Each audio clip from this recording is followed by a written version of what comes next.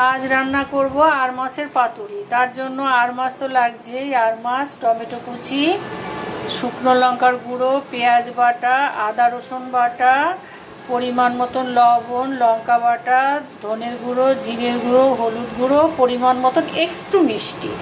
যারা খাবে তারা দেবে, যারা না খাবে দেবে না। এইভাবে সুন্দর করে মাখতে হবে। মেখে মানে সব কিছু দিয়ে তেল দিয়ে সব মশলা টশলা দিয়ে সুন্দর করে মেখে ওই 10-15 মিনিট রাখতে হবে।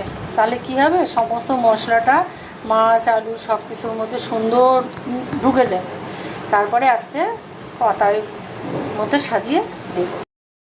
দেখো এইভাবে কলা পাতা এই যে সাজিয়ে দিয়েছি, তার মধ্যে এই যে একটু একটু করে এই যে সুন্দর করে সাজিয়ে দিয়ে এবার মাছগুলো সাজিয়ে দেব।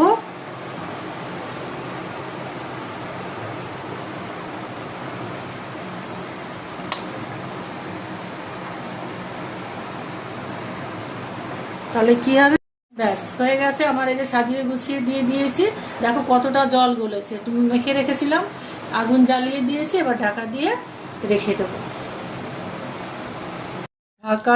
ঢাকাটা তুললাম, দেখো কি সুন্দর ফুটছে।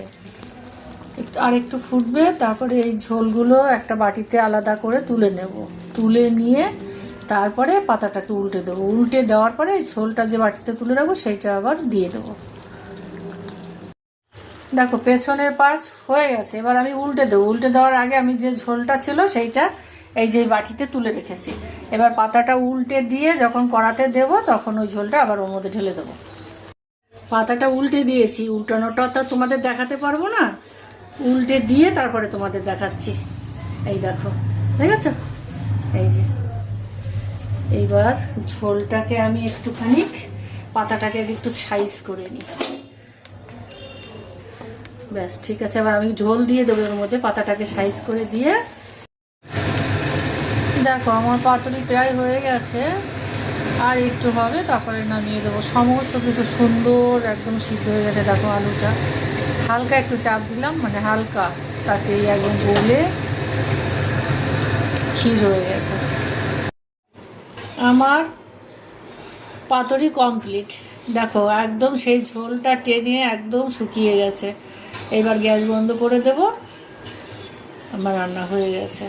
এইভাবে একবার বানিয়ে খেয়ে দেখবে, একদম মানে অরিজিনাল স্বাদটা পাবে পাতুরির। দেখো কি সুন্দর হয়েছে, দেখতে পাচ্ছ? দেখো একদম মানে আলু, দেখো গরমে হাত দিতে পারছি না।